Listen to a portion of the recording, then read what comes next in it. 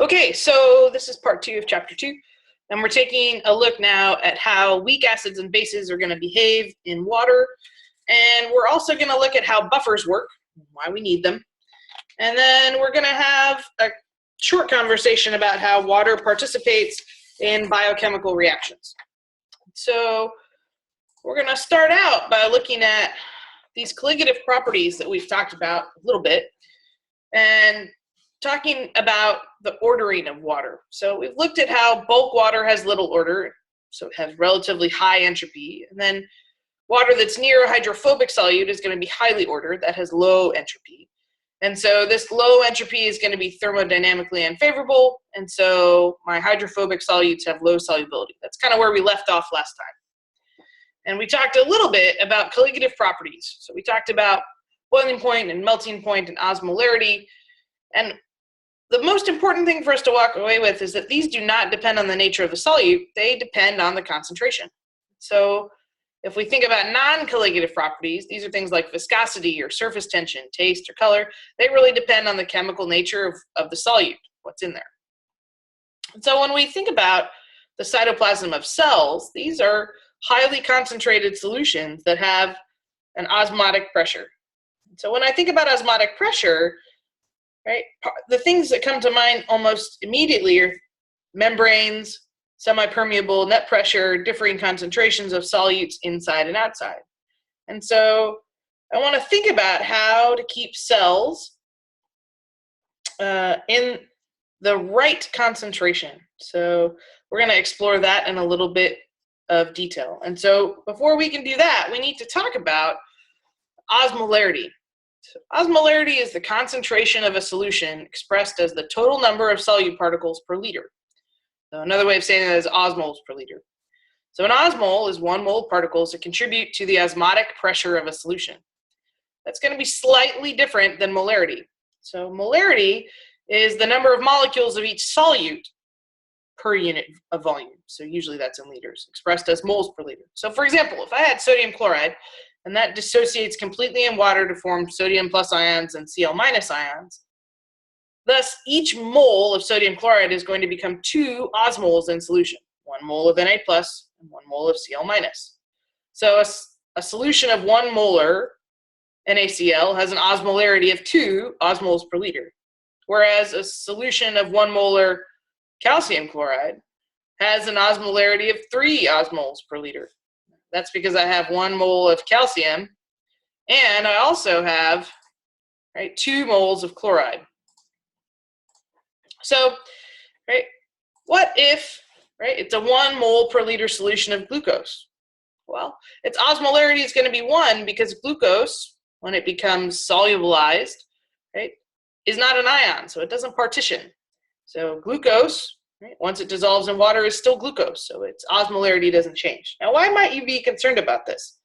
Well, if you think about IV fluid, that's a great example of a situation where you're going to care a lot about whether or not what you're adding into, say, for example, your vascular system, is going to cause a change. You don't want to add fluid that would cause hypertonic or hypotonic situation. So that's where, if I think about extracellular osmolarity, I'm going to see a couple of things that happen. So, a cell that's in isotonic solution, there's going to be no net water movement. That's what I want. That's ideally what IV fluid needs to be. No net movement, even exchange in and out. Whereas if a solution is hypertonic, that's where the solute concentration outside is greater than the solute concentration inside. And so what I see then is this water that's moving out, and my cell actually shrinks. If I contrast that with a hypotonic solution, this is where water is moving in. So in a hypotonic solution, the concentration of solutes inside is greater than what's outside, and so I have a net movement of water in. And so you can actually see that. This is another view of that same idea. And so if I think about then say for example, normal sterile saline. That's 0.9% sodium chloride. And so if I wanted to know what's the molarity and what's the osmolarity, I would need to be able to do a couple of calculations. So for example, I would have to be able to use the molecular weight of sodium, so 22.99 grams per mole, and I would have to use a molecular weight of chloride, 35.45 grams per mole, and be able to calculate what's the molarity of that solution. So if I have 0.9%, I can assume that that's 0.9 grams per, for my sodium chloride. And so I would actually be able to go through and do this calculation of what is the molarity and what is the osmolarity. And that's something that we're going to practice doing together in class. But you can try and do it now and see where you get. If I think about ionization, part of what I want to be able to think about when I'm transitioning here is, okay, I want to do a quantitative treatment, and that means I want to be able to think about concentration in terms of what's in my water as participating in some type of equilibrium process. And so if you think back to general chemistry, you were able to derive a K equilibrium expression for your products over your reactants, and you're able to determine that experimentally. And so you can go through and figure out what's the concentration of water in that situation. And so if we think about that, we have an ionic product of water, which is our Kw. That's going to be equal to our K equilibrium times water. We can also rewrite that in terms of the concentrations of H plus and OH minus.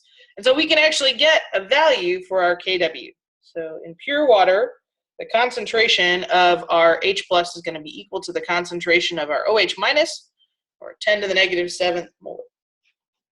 And it's interesting when we think about that relationship, because it's really that basis that's going to allow us to determine pH. So we know that organisms maintain a cytosolic pH that's relatively close to neutrality, so a pH of about 7.4. And the pH of intracellular components and extracellular fluids can vary, but we might be able to determine then our pH using some of this information. So if we know our Kw and we know our concentration of H plus and OH minus, we can actually go through the steps to be able to determine what those relative values are. So if I know pH, I should be able to calculate pOH and vice versa. One of the other things that's useful for us to go back and recall is that pH scale is logarithmic. So if I'm talking about the pH number, that means what I'm really talking about is my hydrogen ion concentration. So if I have low pH, that means I have a lot of hydrogen ion concentration. Whereas if I have high pH, I have relatively low or very minimal hydrogen ion concentration. And I can actually make that same argument for my hydroxide. If I have a high pOH, then I have relatively little hydroxide. Whereas if I have a low pOH, then I have a relatively high hydroxide ion concentration. And we care about that because we're going to be thinking about what happens to weak electrolytes in our systems. So weak electrolytes dissociate only partially in water. And the extent of that dissociation is really determined by an acid constant, Ka. And so this Ka is what we can use then to calculate pH. But I might have to do some manipulation in order to get there. And really what I want you to be thinking about is the fact that pH and pKa are ways that we can identify some really exquisite components of how electrolytes behave. So let's take an example. So what's the final pH of a solution when I have 0.1 moles of acetic acid that's added to water to give me a final volume of 1 liter? So I can go through and determine, what's that change going to be? So I'm assuming a couple of things. I'm assuming that the only source of H plus is my weak acid. And I can set up my K equilibrium expression and then plug in my unknowns and solve. Now, in this case, I would have to use a quadratic equation in order to solve. But one of the things that I can do is actually make an assumption. And I'm going to use something called the 5% rule, which is to say, as long as this change x is less than 5%, I'm going to neglect it, because when I actually do the calculation, it's not going to be significant. So if I do that, then that makes this simply an algebraic process as opposed to having to use a quadratic equation to be able to solve, which might streamline my calculations and make it go a little bit faster. Now, if we think a little bit further about the dissociation of weak electrolytes and we use this simplification, right, this approximation is going to work for weak acids and bases. You probably want to check that X is less than the concentration of the total acid just to make sure that it's reasonable to do that calculation. But this is one way to kind of streamline your process. So why do we care? We care because we use pKa as a measure of acidity. So pKa is equal to the negative log of Ka. If I have a strong acid, that means I'm going to have a large Ka or a small pKa. So it doesn't matter whether you're given Ka or given pKa, you should be able to determine the relative strength of acids based on either of those numbers. So why do we care about pKa? Well, strength, acidity, right, the strength of acids is really what is going to help us determine how buffers behave. So buffers are what resist change in pH. So if I have a weak acid and a conjugate base, it doesn't matter whether I add an acid or a base. Within the buffer capacity, my buffer is going to be able to resist a change in pH. And so in order to have a buffer, I really want my pH to be equal to my pKa. In that situation, I have a 50-50 mixture of acid and anion.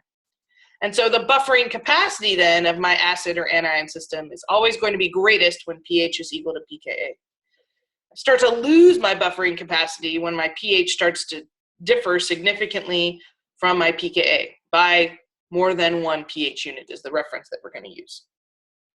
So if I think about this then, right, and I think about, say, for example, my acetic acid as a buffer system, right? If I have my Kw expression, which we've talked about, right, and I have base that I'm adding in, what's going to happen? Well, if I add in base to my acetic acid acetate, that base is going to take the proton away from my acetic acid.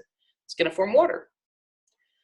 What if, right, on the other hand, I were to add in acid? What happens? Well, in the case of adding acid, the acid reacts with my acetate and forms acetic acid.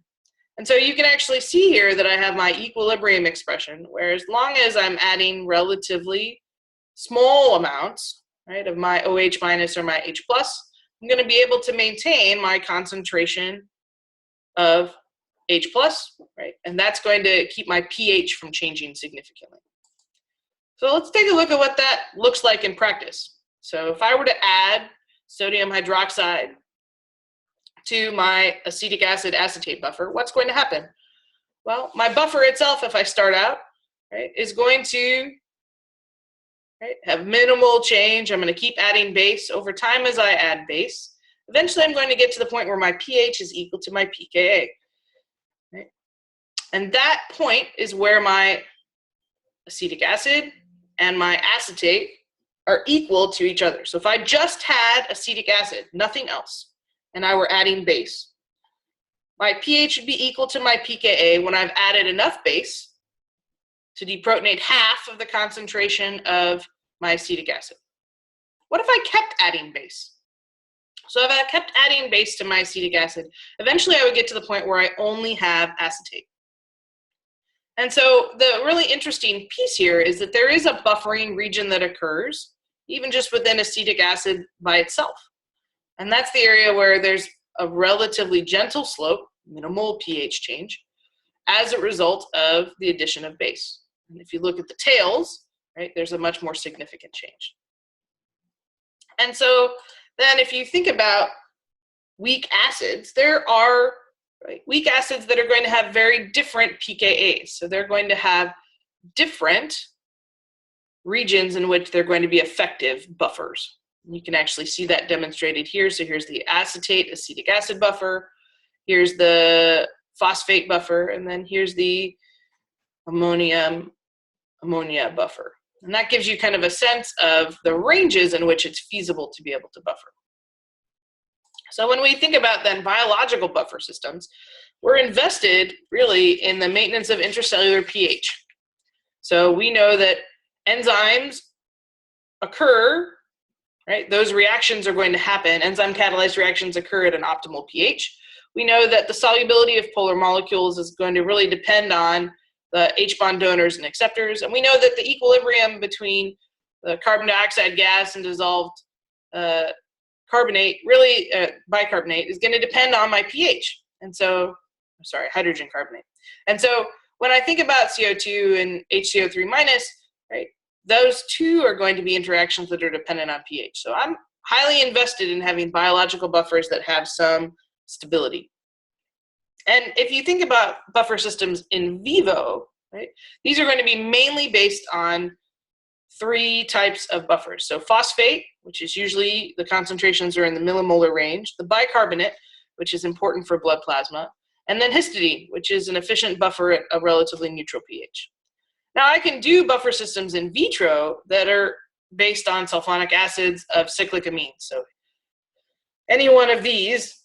There are also derivatives that are commonly used in cellular treatments outside of living organisms. And so before we walk away from this, really what I want you to be thinking about is the following idea. Right? So I know that, right, as pH goes up, right, within a buffer, the amount of my conjugate base is going to increase. And as pH goes down, the amount of my conjugate acid increases. And so I can think about then why, for a buffer, right, weak acids and bases that have a pKa near the desired pH are most ideal. So as the pKa is the inflection point of a titration curve, right, relatively large amounts of H plus or OH minus can be tolerated without a change in pH as long as my buffer starts close to that pKa. And so one of the things that's useful for us to think about is, say, for example, in blood plasma, bicarbonate is a buffer even though pKa is 3.9. And that's really because of the presence of the enzyme carbonic anhydrase that catalyzes the formation of carbonic acid and maintains this equilibrium between carbonic acid and dissolved CO2. And so while we think about buffers as we go forward, one of the things that I want you to think about is your ability to calculate both their buffering capacity as well as items like pH or pKa, and really be able to think about what's happening in that equilibrium expression. And we'll pick it up next time. Thanks.